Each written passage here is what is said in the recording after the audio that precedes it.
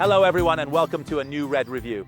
This time our protagonist is the Ducati Multistrada V2 S in the travel setup, recognizable by its side panniers, center stand and heated grips. 11 degrees Celsius, almost winter weather. It's the perfect time to test a motorcycle designed for travel. Never had trouble on the street.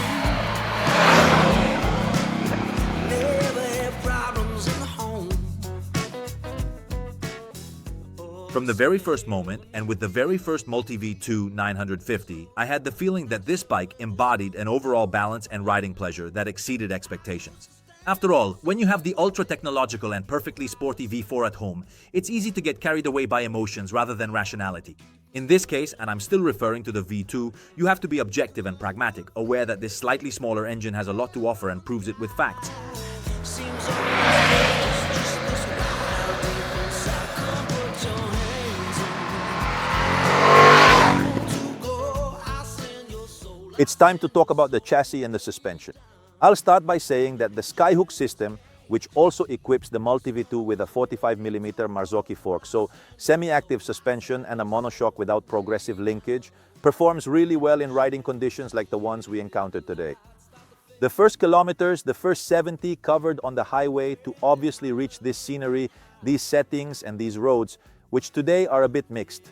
Dry asphalt, wet asphalt.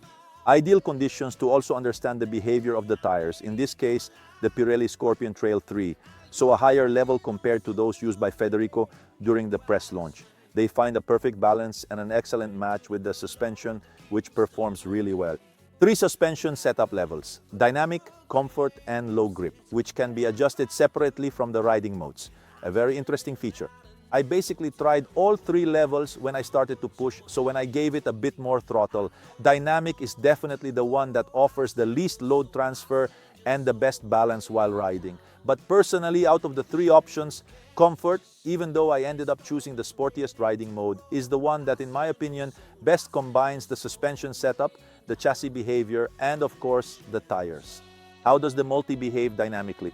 Well, definitely, as I said before, the engine support is extremely flexible, which in some cases really lets you forget about the gearbox, which, as I mentioned earlier, works very well.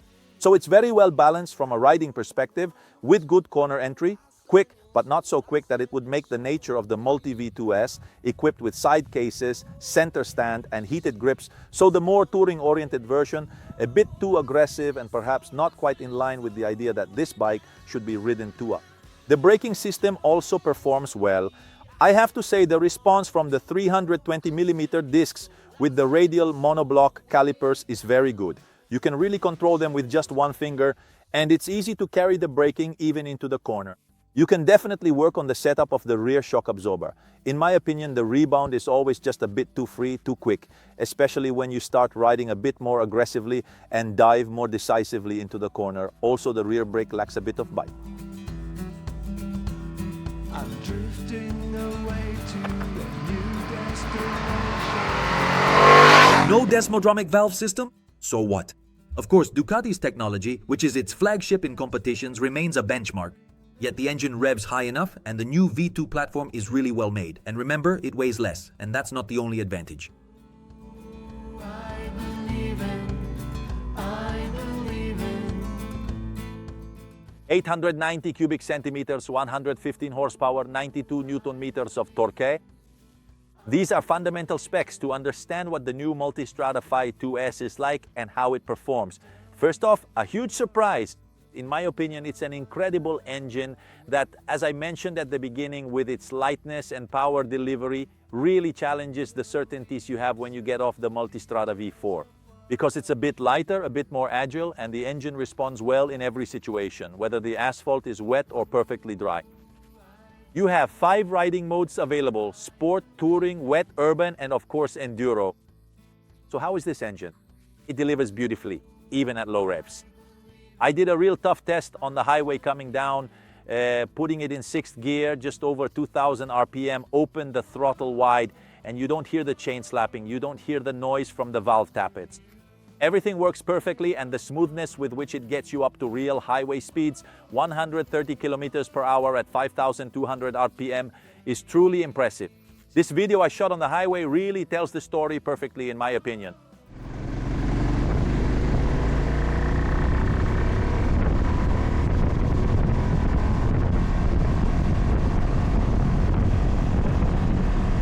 How does the engine behave? From a certain point of view, I think it fully meets the idea of the travel version, which is the one we're testing because there are very few vibrations, practically none on the seat and foot pegs, a bit more on the handlebars, but absolutely tolerable without any issues. And the engine's performance is always extremely generous. As I mentioned earlier, even from the lowest revs, just above 2,500 revolutions per minute, it really gets going nicely.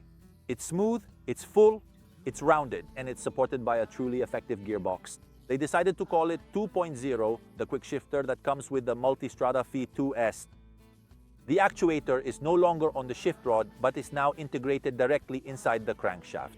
This way it's protected from the elements, which obviously could otherwise affect it, and the feeling you get is that the gearbox response is even quicker. I really like it. The character of the engine, because with these torque and power figures, I'm almost certain that if I had the old 950 available, I would find substantial differences in how I use the gearbox ratios on the same route.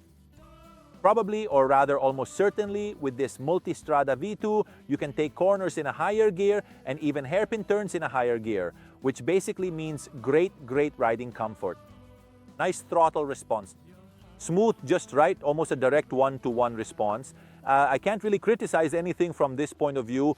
Maybe there's a bit of on-off in the sport mapping, which slightly muddies the power delivery and therefore the riding dynamics, but apart from that, nothing to report. I'm not completely convinced by the clutch lever. The action is stiff. It's true that you basically only use it to start at a traffic light or toll booth or to stop. But since I sometimes use the quick shifter and sometimes I don't, I always like to have the lever in hand with two fingers ready. The lever is hard to operate, although the action and response, the engagement are all in all correct. As for the cruise control, it's very easy to activate. It doesn't have the extra travel, meaning you can't deactivate it just by closing the throttle. You have to use either the front or rear brake. I like it. I like how it resumes speed when it's been deactivated. For example, if we're driving on the highway at 130 kilometers per hour and we slow down because of traffic or a jam to about 80 to 90 kilometers per hour, when we reactivate it, the activation is a bit abrupt, but then the acceleration that brings you back up to 130 kilometers per hour is very smooth. Other cruise controls I've tried in the past, on the other hand, are a bit more aggressive. In my opinion, this aspect detracts from driving comfort, which together with the Multistrada V2 is truly appreciated and gets a thumbs up from me. Take me there, lift me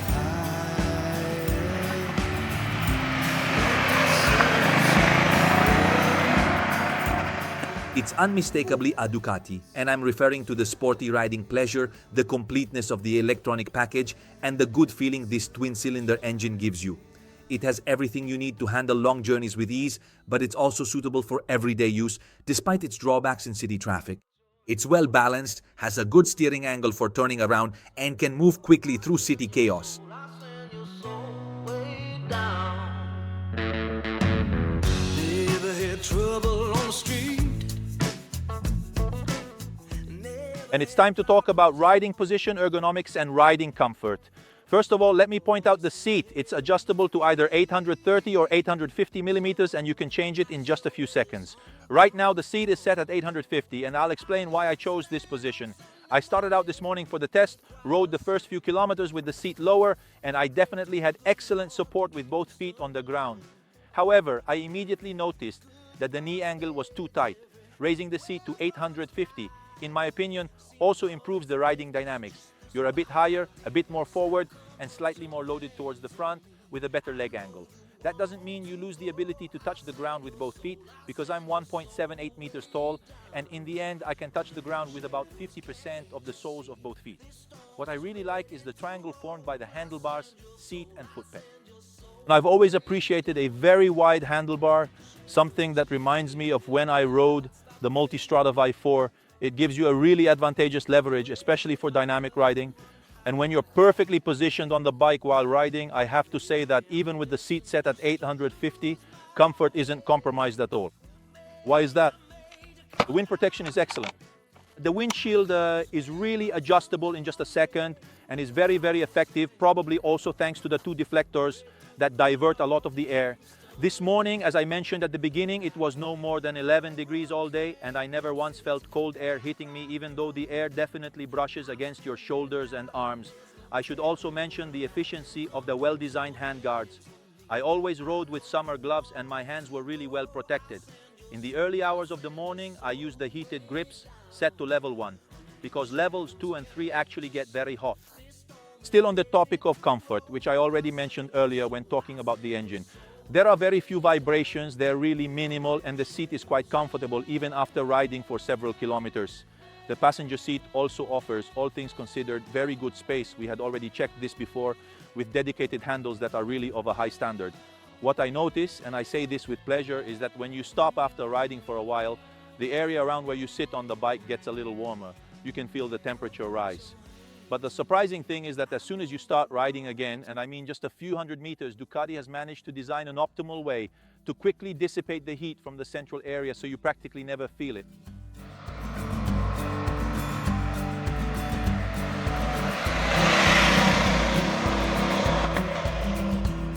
I'm drifting away to The curtain is almost coming down on the test of this Ducati Multistrada V2 S in the travel setup. And I say this with a bit of regret because it has proven to be an excellent travel companion in these conditions, switching between dry and wet with consistently rather low temperatures, and it has never really shown any weakness in any situation. I want to emphasize a truly important point because we measured it ourselves with our scales. The weight of the bike with 5 liters of fuel is 211 kilograms. This confirms what the Ducati technician stated. The work that has been done is truly remarkable. In my opinion, special praise definitely goes to the engine, which has truly incredible pull. As I mentioned earlier, it can start from just over 2,000 RPM, but it can also rev well beyond 11,000 RPM, which is surprising. So you can really make the most of this engine in every possible way. I really like the combination with the suspension, the Skyhook Marzocchi, which, depending on how they're set up, respond perfectly. Together with the new frame and the new swing arm, they provide incredible grip even for the rear wheel in difficult conditions. I practically never use the wet mapping, and I also almost never use the suspension in the softest and most comfortable setting, the one that would provide better feel in conditions where the asphalt quality and grip are questionable. However, I do want to point out a few things that I think could be improved. It's not extremely intuitive to access the handlebar controls, especially on the left side, and I'm referring to the riding modes, which require you to reach over the cruise control switch to activate them. At the same time, on the other side, if I just want to adjust the suspension, I have to make a somewhat awkward movement with my right index finger to reach the button. Is there room for improvement? Yes, in my opinion. When it comes to the overall fit and finish of the plastics, I would say that some of them are not quite perfect, and some, although they are certainly functional for channeling hot air away from the central foot area, could, in my view, be a bit thicker, perhaps a bit more robust. And if I can make one last observation, this applies both to the grips, which are really hard on the handlebar. I don't remember Ducati grips being this hard, but I guess that's part of their philosophy. And to the brake lever, which doesn't have a return spring and is angled slightly downward. That said, I hope I've really told you everything about the Ducati Multistrada V2 S in the travel setup. If you want to know more, of course, your comments below are always welcome. We'll also share the route we took today, if you'd like, and we'll see you in the next video, always here on Red.